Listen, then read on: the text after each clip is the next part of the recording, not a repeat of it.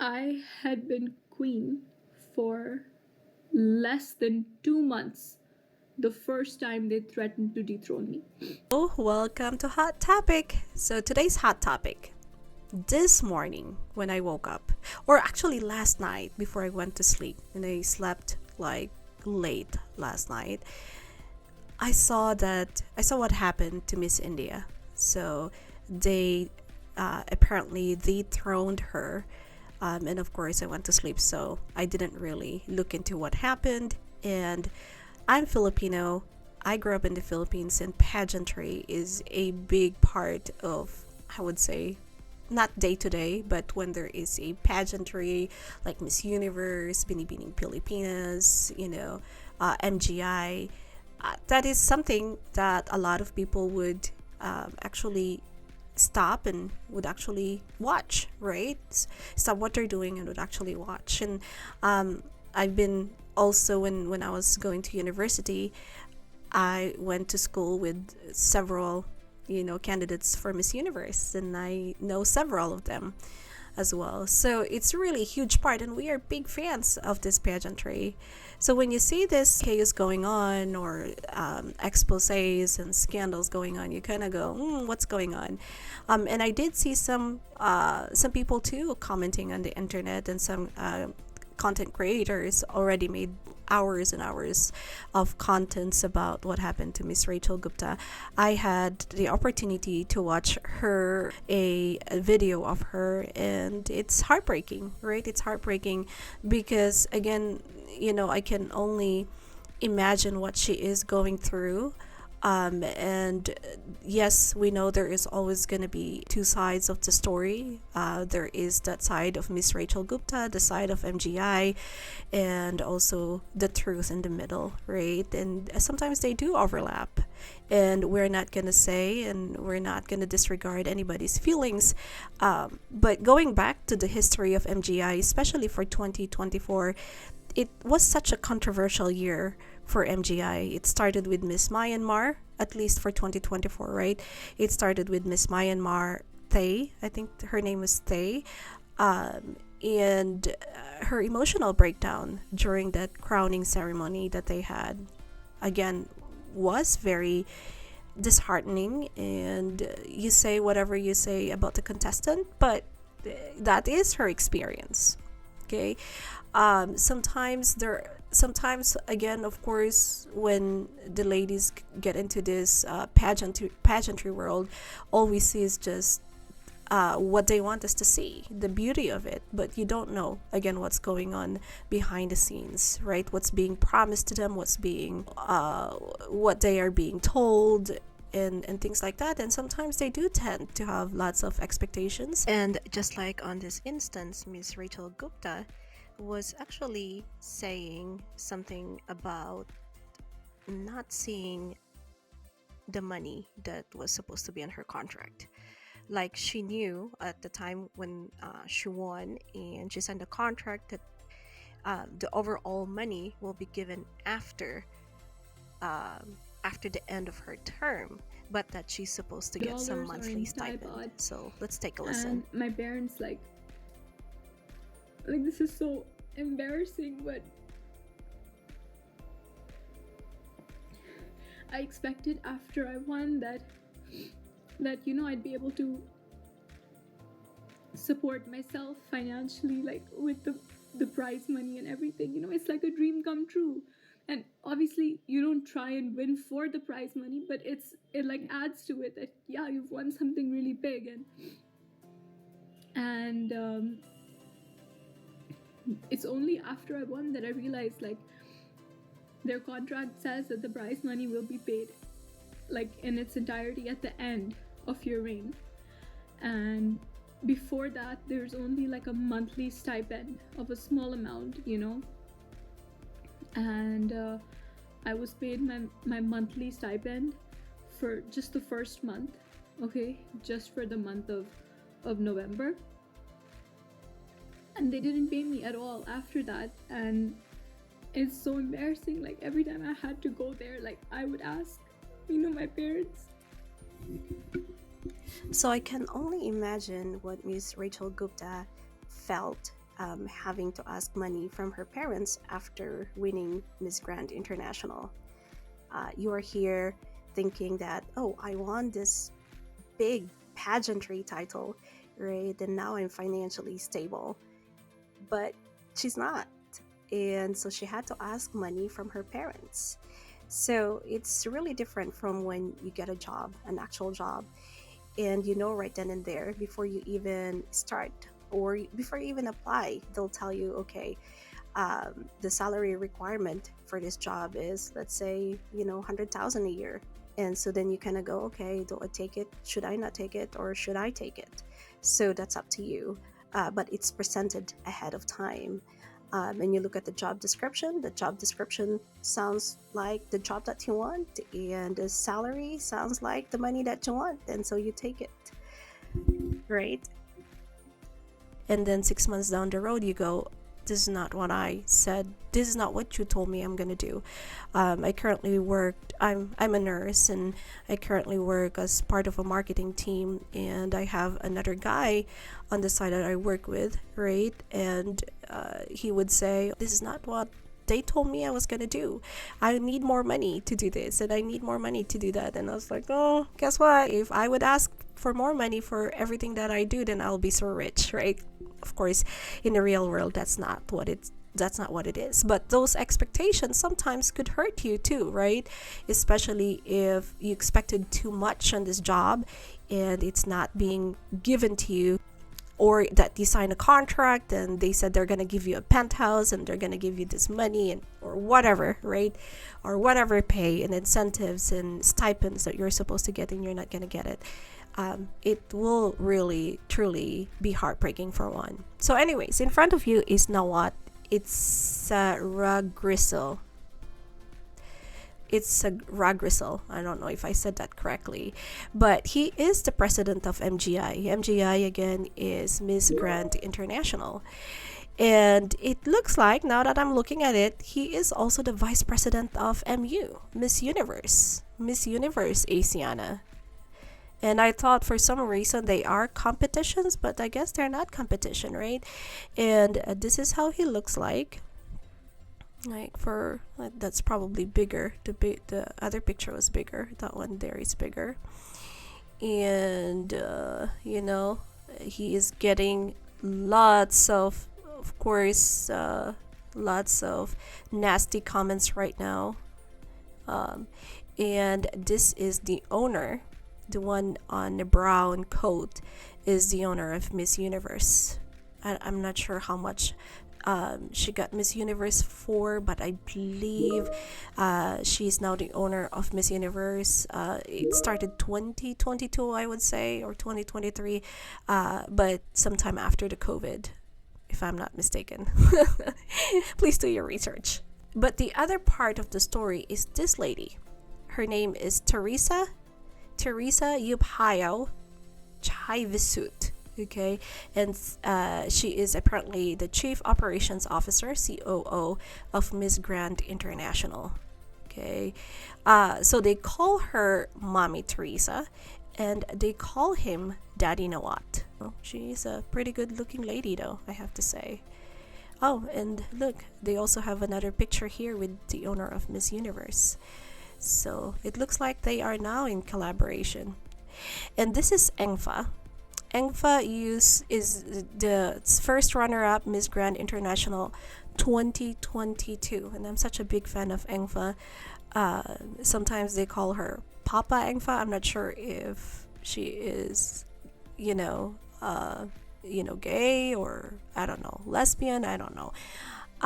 But this is Engfa, and the reason why I'm showing you Engfa is because she also plays a big role with MGI. Okay, and there is another one. Her name is Charlotte, and Charlotte is also an MGI runner-up, but these ladies are from Thailand.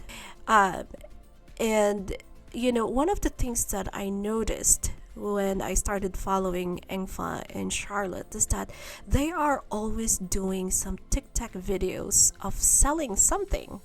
And I was really confused at first, right? These are, Miss Universe, not Miss Universe, Miss MGI's pageantry, whatnot.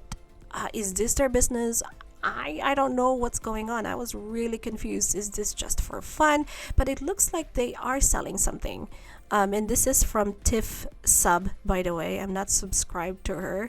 But let's kind of go and look at the first couple of minutes of this video here without the sound. But you can see that they are promoting some products on TikTok. I think this is a TikTok video. I'm not sure. But let's go and forward this one and see some of the products they're selling. Here they are selling products. And here is Rachel's video on what her thoughts are about selling products on TikTok. I mean, genuinely, when I say that they only care about money, I mean it. They made us sell, you guys know, they made us sell these cheap, tacky products on TikTok, all right? Like we were sales girls. I mean, you've crowned queens. Girls who, like, we have careers in our country, we do things, we're well respected, And they're making us sell cheap products on TikTok because it makes them money. But I was really confused as well. But after watching what Rachel Gupta said on her video, that's when I realized, oh, okay, so that is actually part of the business empire of Daddy Nawat and, and this is my assumption again, okay, and Mommy Teresa. So I'm not sure what else other businesses they have, but it looks like they own big businesses, probably a lot of them in Asia, I would say, right? So anyways, that's the reason why I'm showing it, because on the video, Miss Rachel Gupta would say on the video that, hey, you know what? I want to actually work with organizations. Like, I wanted to go to this blind orphanage in Thailand, and Mr. Nawat said, people are not interested in those ones, so we're not even gonna go. So, but then she would say again, if you hear, just like in Miss Universe, just like Miss World, just like Miss MGI, right, or MGI, they would always have these interviews and have these clips of them and say their advocacy, like, oh, I would advocate for green earth, and I would advocate for peace. And Miss India's advocacy apparently is to work with orphanages or this underprivileged population. But Nawat allegedly said that is something that people are not interested in those ones. And that they just want to call this, I would say, this beauty pageants, Miss MGIs, to sell products on TikTok. And I've heard them say, like, Nawat literally says that this is useless. People don't care about it. It's not entertaining. And it doesn't make money, so we're not going to do it. But what happened with MGI, again, starting last year, I just kind of lost my train of thought in there, but it started last year after that scandal or whatever happened with Miss Myanmar. Miss Myanmar, during that crowning ceremony that they had, she had some emotional breakdown in there. She gave up her crown, and then in November, just after Miss Gupta was crowned Miss MGI, she had some sort of a disagreement with Miss France. So this is Miss France here. Yep. Oh, sorry. Let's go ahead and mute it. So, Miss Grand International, third runner-up, her name is Safetu Kabangeli. She was also dethroned. I think there was an argument between her and Rachel, late November, stretched to early December, and in December, your daddy Nawat here actually dethroned Miss France from being the third runner-up of Miss Grand International. So that's last year. And then now they just dethroned their Miss Grand International, Rachel Gupta. So who is left next is CJ. CJ is our Filipino pride, right? Okay, so CJ Opiaza is the first runner-up, and so now they're eyeing on her to get to take the crown from Miss Gupta, right? And I do love, like I said, that Miss, that she's gonna be given the chance. But after learning of all these other things going on, right, on this MGI, I think CJ will probably have to take it very cautiously, right? You don't want, if it's true that Miss Rachel Gupta went through such horrible things under MGI's hands, right? I would probably, if I'm, family members or friends, I would probably say, hey, CJ, think about it first. Think about it first. Make sure that you have your contracts in place to protect you.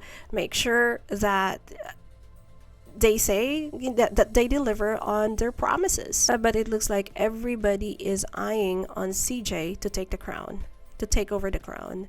And I believe that's her from Miss Grand International. And it says, being a queen isn't just about outer beauty, it begins within. Stay tuned. And I think that is CJ. I'm not sure if that's her, but it looks like they have it piggybacked in here. So I would say, CJ, if you ever come across this video, please think about it. Make sure that you decide for yourself, is it really the correct, the right opportunity for you? And if so, I would say that MGI would probably take this opportunity to prove Miss India wrong, right? And so it could be a good opportunity for CJ, and that they will really take care of her now because of all this expose that Miss India said on her video. If it's true that they didn't take care of her, they didn't pay her, they only paid her 1 month of a stipend. I think that was just for November, so there's no stipend for December. All the other 6 months that she was a queen, that she didn't see any penny of it. So be very careful, CJ. If you decide to take the crown, I'm hoping that they will take care of you, because they have to prove Miss India wrong, right? So that could work on CJ's part. So I think that's really it to cover what's going on. I know that Miss Gupta was also sharing some other things in there, wherein she said that they were kind of body shaming her. Apparently someone or a representative went back to her or got back to her and started pinching some of her body parts, and then would say, you need to lose weight here, you need to lose weight there. But she did say that she understands that being fit is part of the job. So it's what it is, right? And I think that her reign is just tattered with so many issues that, of course, we don't know, not just in Thailand, but also in her home country. Because back in November, I guess Mr. Nawat and the Grand MGI director in India had a disagreement. And so they lost their license, or they lost their contract, and so now she had to be with another new contractor, and apparently didn't take care of her. They didn't even take care of her homecoming, and that her dad had to do all these other things that a dad would do or a mom would do, right, to make sure that the daughter gets the best of everything. It's what it is. I do have a 19-year-old daughter, and if she is in a similar situation, I will probably do the same thing as the dad is doing or as the mom is doing. So I can only sympathize. But one thing that we would probably do in another video is to go over the videos and the responses from MGI. I know Mr. Nawat released a video on TikTok, I think, and I also saw that there are several comments from Miss Teresa or Mama Teresa on her Instagram, and there is also this message from the director in Czechoslovakia saying that, when they met Rachel Gupta, what she said were kind of like, I don't want to say lies, but it wasn't what happened during her visit during their visit in Czechoslovakia. So apparently, when they visited Czechoslovakia, Teresa was screaming at the national director at the Czech Republic, and until she eventually started crying. That's what Miss Gupta said, but and also witnessed, apparently, right? Allegedly.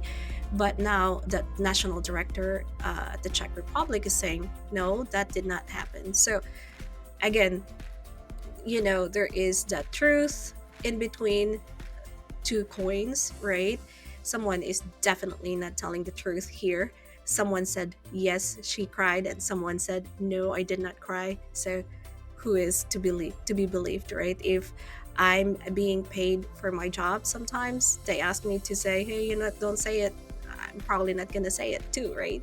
So it just depends on who you believe, and who stands for something, right? So anyways, that's about it for this video. Come back again. Let's look at Mr. Nawat's response, and he is pretty upset. Thank you. Bye.